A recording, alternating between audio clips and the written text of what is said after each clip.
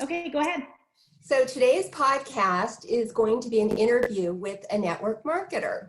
To help demystify the topic of network marketing, we'll be bringing our listeners stories of real people who have grown a network marketing business to share what they did before, how they got involved, and their own personal experience of what it takes to be successful in network marketing.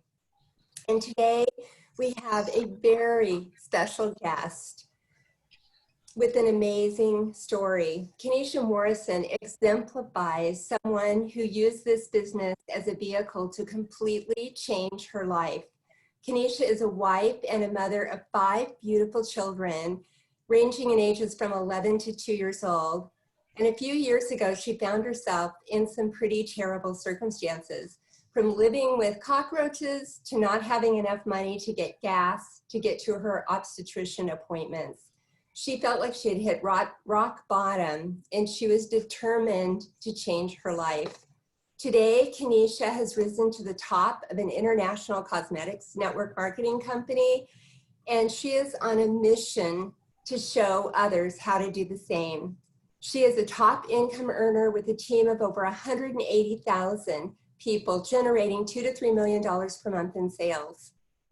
Sadly, just when she thought she had made it past the hardships of life, she experienced another devastating blow. In 2017, Kanesha delivered a stillborn baby girl when she was 36 weeks pregnant. Now her life is devoted to teaching and showing women how they can overcome anything. Kanesha, you are absolutely amazing. I just adore you. So tell us a little bit about your story and what were you doing when you first got started, when you got introduced, and how were you introduced to this business? Yes. So I joined network marketing unknowingly that's what I was joining. When it came into my life at 19 years old, it was actually through a nonprofit organization. One of the donors was a top income earner in her company. And she took me to lunch, and I'm looking at her Mercedes sitting outside, and I go, "Is that your Mercedes?" It was the first time I had ever seen a Mercedes in person. Like, we've seen it on TV and things like that. And she goes, "Yeah, that's mine." And I go, "One day I'm going to have a Mercedes." And I don't really know like how I knew. I just always been one of those people that if I saw someone else do it, it kind of gave me hope that I could do it too. So when I joined my very first company, it was, kind of like the blame game. "Oh, I don't know enough people. I'm just too young for this. It has to be the company." So I moved to the next company, and I'm like, "Oh, it's the comp plan. It's the people. It's all the things but me. It can't be me." So I was having my third child. I was already in the daycare world for a few years. I got my 2-year associate's degree, and I realized that going on to 4-year just wasn't my calling.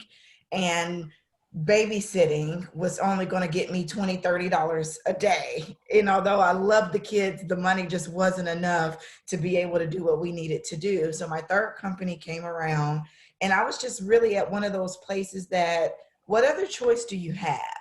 Going off to college wasn't an option at that point. Having 3 kids, or getting a normal job wasn't an option. Chris was working 50, 60 hours a week. So I was like, what other choice do you have?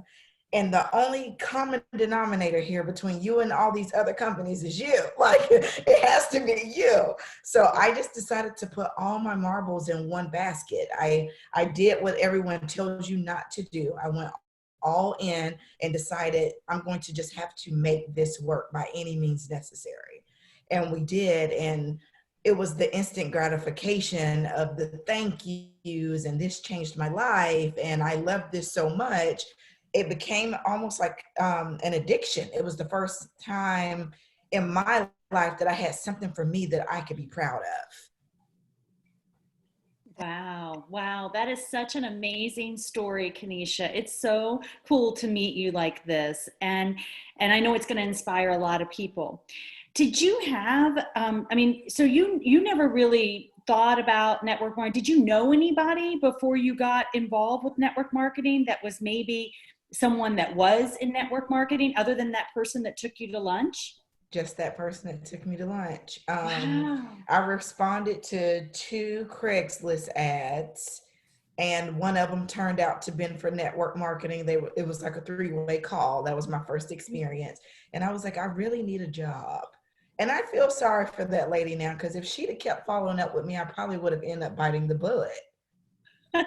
What a great lesson that is about following up. And it's all about the timing, like that saying, you can't say the wrong thing to the right person or the right thing to the wrong person. It's all about timing. So I totally get that. Well, summarize it again. What appealed to you about network marketing? What did you see in it that made you say, you know what, I'm going to go ahead and put whatever my troubles are and whatever my limitations are, I'm going to go beyond that and make it work. What was it that appealed to you that gave you that drive to make sure you did that?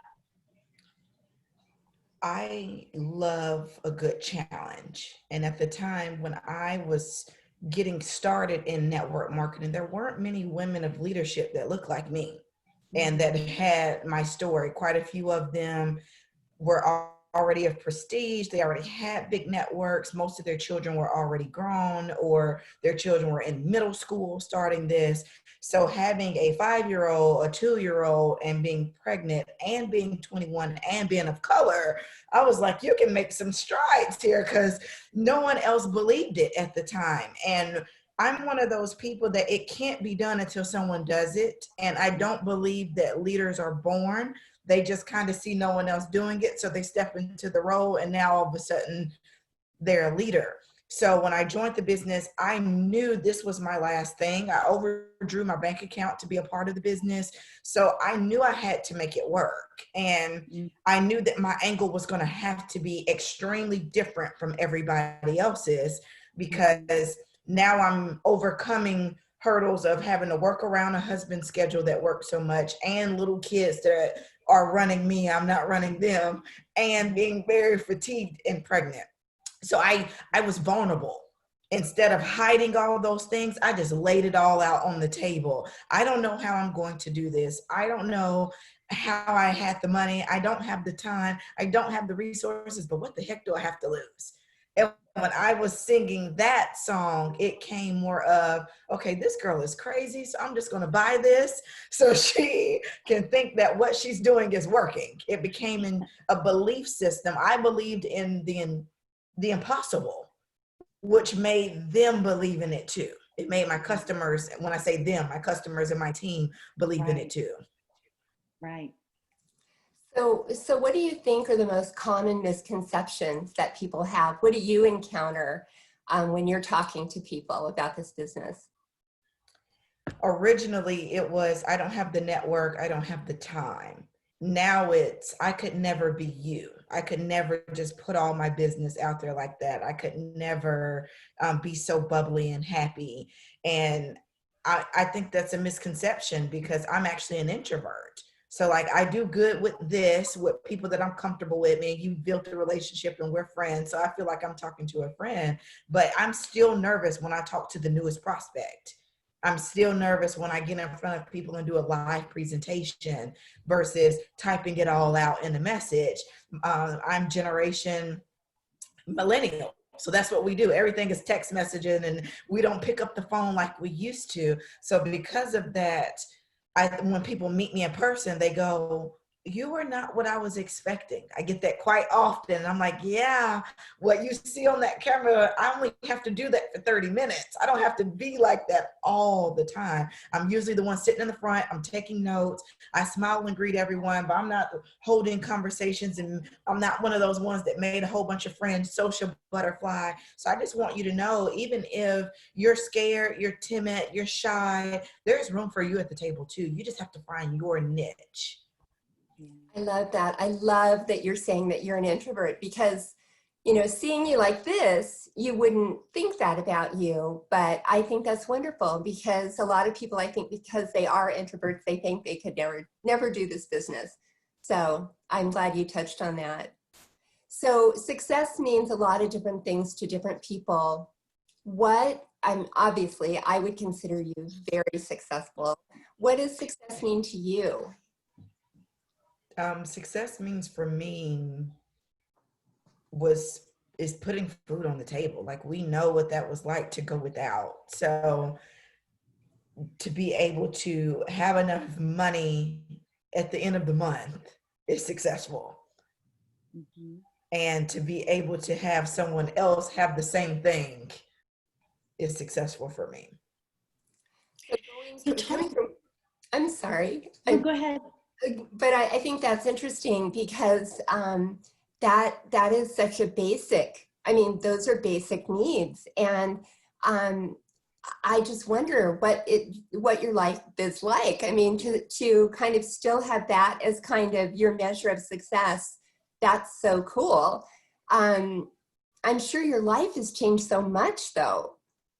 Drastically. And I have a very unhealthy relationship with money. So I'm one of those, either I extremely hoard it or I'm an extreme spender. There's no in between. So I'm still in the hoarding stages. So, and I still budget every penny. I know where every dollar goes. Every dollar has a name.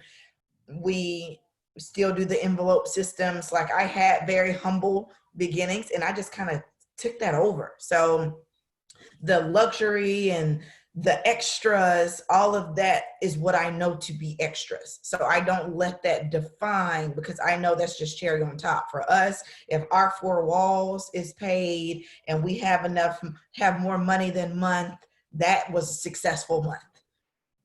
And if we can help 3 other people do that, that's even more successful.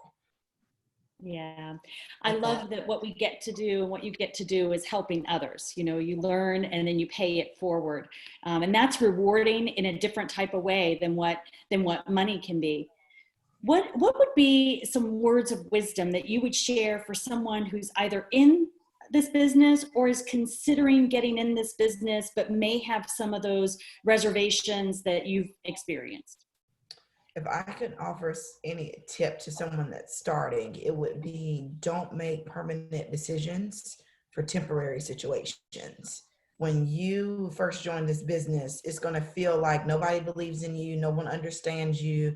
You're going to be so fired up, and it's going to feel like you're doing oil and gas because you're fired up and ready to go, yet you're hitting every stumbling block to get there. The no's are rolling in. You're still trying to figure out your back office. You're still figuring out the lingo and what works. No one gave us a degree in network marketing. No one told us how to get started and what to say and how to be a proper sharer or salesman.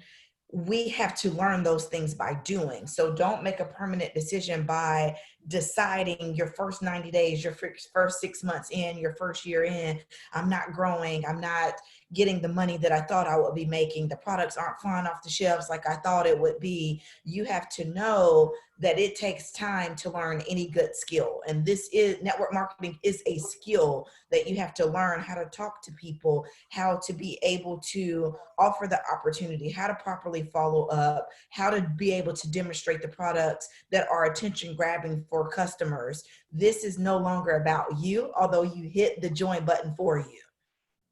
And that's the biggest thing, knowing when you permanently decide this doesn't work and I'm not going to be able to do this, you've made a permanent decision for a temporary situation, because eventually you're going to find your tribe and eventually people are going to say yes. And this is a sorting game. I always compare this to a deck of cards.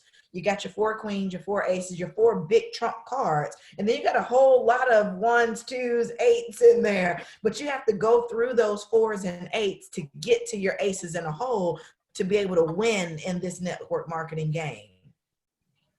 Do you think that you hadn't found your tribe when you first, I mean, you were talking about the fact that you actually did a couple of other companies before you landed where you are now. Do you think it was because you hadn't found your tribe? I think I didn't have the belief in myself. Oftentimes people start network marketing because of the belief that their sponsor had in them. But at the way that I was finding my sponsors, they didn't personally know me, so they weren't invested in me. I was just a number at the time. And you're going to run into that with traditional network marketing of millennial age. in the 90s, I noticed, and I take a lot of my network marketing experience from the 90s because I believe success leaves clues. And although technology is great, the bones are really what built and pioneered network marketing. So when I look at what my foremen before me did, a lot of them had sit down table talks, coffee talks, actually being invested in the new presenter.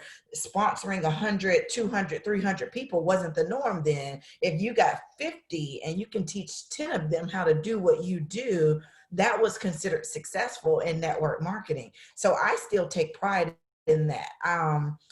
You can have a numbers game, but I'm going to tell you, you're going to turn and burn if you're not emotionally invested in people. You're going to be turning people out just as soon as they click the join button. And that was where it was. I fell through the cracks because the system was automated. I got automated emails, I got automated text messages, but it was never an actual pick up the phone, Kanesha, what can I do to serve you? So be invested in your people, because the day that she clicked the join button off of your faith, you told her you were going to help her be successful unknowingly. The day you said, you can do this, here's my link, you promised that you were going to help her be successful. Now the success is on her, but it's on you to give her the basics to get started properly. I love what you're saying. I think this to be more of a numbers game than it is now. And maybe some people still treat it that way, but I think what you're saying is so important. So why do you think more people aren't successful in this business? I think they quit before they give themselves a good chance. Those first 10 no's, if you don't develop and do your personal development and allow those situations to grow you to become better, you'll quit. And more people quit than not, which is why the statistics are so low when it comes to the success margin of network marketing. More people can make 50, 60 or greater income, $1,000, if they would just take the lessons as lessons, because there is no losing in life. You either learn or you win. And if you can decide that, okay, she said no, plan, do, review, what did I do? How did I do it? How was the reaction? And how can I do it better? Become a learner of yourself and be in competition of making yourself better versus competition with the women that's on the leaderboards or the people that seem to be killing it in their business and taking lessons for them. I'm a green personality. I study everything and study everyone. So if I see someone that is where I want to be, I go look. What is the common denominator between these three people? What are they doing? When are they posting? How are they reacting? What verbiage are they using? And develop myself to be able to grow in that way. I think that most people just quit before they give themselves a good chance. And no one can make you stay in it. We can keep you encouraged, but no one can motivate you. You have to decide. And it's a simple decision to be all in is really what changes. That was the only thing different between this business and the other ones that I were able to do. It was, Kanesha, you don't have anything else. You don't have another option. We're going to put all of the marbles in this, and we're going to take all what felt like losses, and we're going to catapult it into greatness.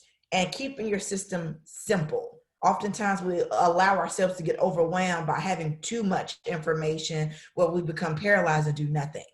So don't be a forever student where you're just learning everything but not putting anything into action. It's learning something and then applying it. I read once, there's a quote that if you don't use what you learn, something new, within 72 hours, you lose it.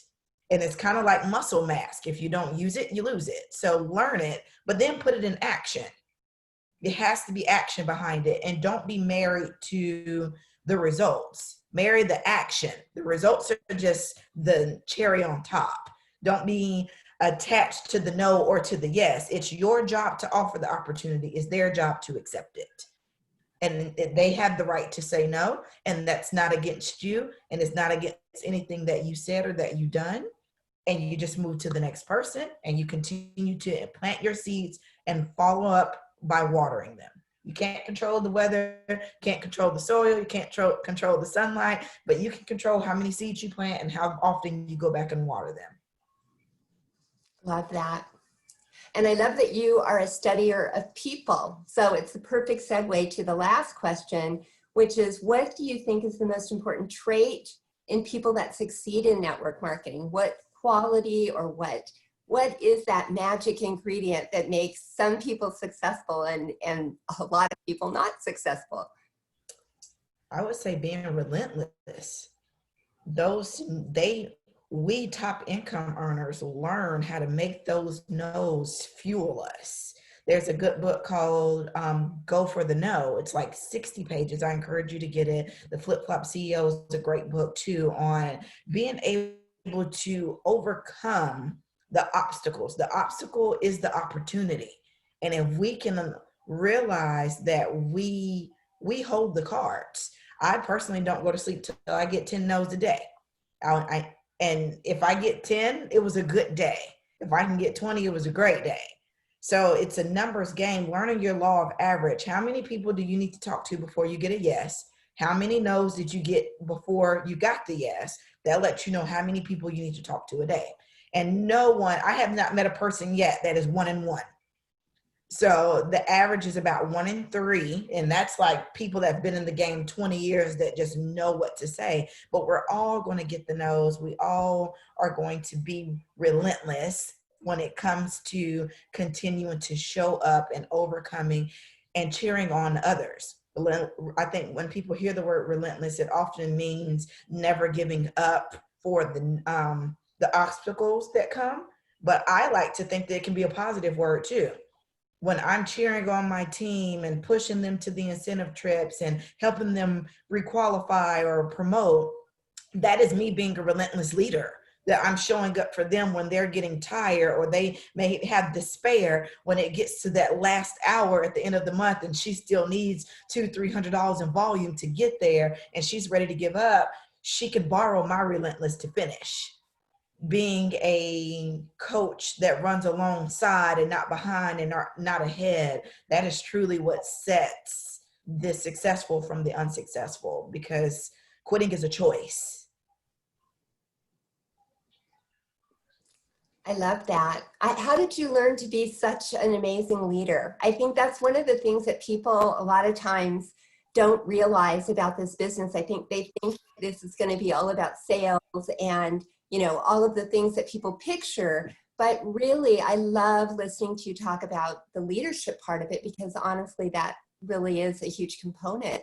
So how'd you learn to be such a great leader? I think I didn't know I was a leader, and I still kind of don't know I'm a leader. My mom always told me that I don't see my own light because that's God's way of keeping me humble. And I love that, because I think that leaders are just people that decided to step up because it needed to be done. They didn't know that they were leaders. None of us did. We just realized that no one's doing it. Okay, I'll do it type of thing. And when you have that mindset to know the day that someone joins your team, you're a leader. You don't have to wait just a certain amount of people under you. You don't have to look a certain way or have a certain credential. The day you sponsor someone, you are officially a leader. And allowing yourself to be a forever student will keep you being a great leader. I don't know everything. And if you are not learning something new and applying it, you are a history teacher.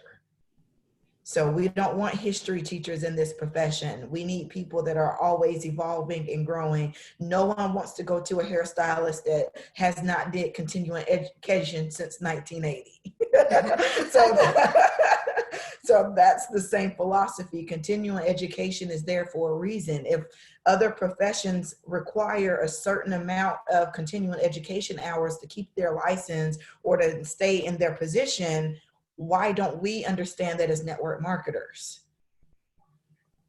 We have to be continuing learning and evolving and allowing room for mistake and growth, because you're going to make them. You're going to make mistakes. That's how you continue to grow. And that's how you can help someone else. None of us go through anything in life alone, and none of us go through anything for ourselves. So the obstacles that we've had, the pains that we've experienced, it was all meant to help grow someone else.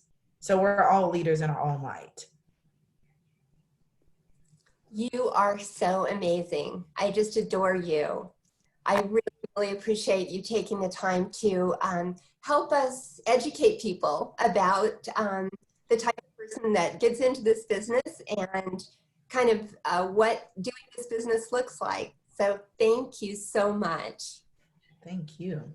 Yes, thank you, Kanesha. Some powerful words, and I just love that you are finding a way to learn and continue to learn and to apply. And I love especially what you said about not making a permanent decision over a temporary situation. That is powerful. That is so good. Thank you for spending your time with us today and sharing what you've learned and your experiences. It's definitely going to be an inspiration to so many. It has been for us. Well, I thank you for having me, and you guys are amazing. You are changing lives, and you're just getting started. So I'm honored to be here, and I can't wait to see what you ladies continue to do. Thank you. Have a great day. You too.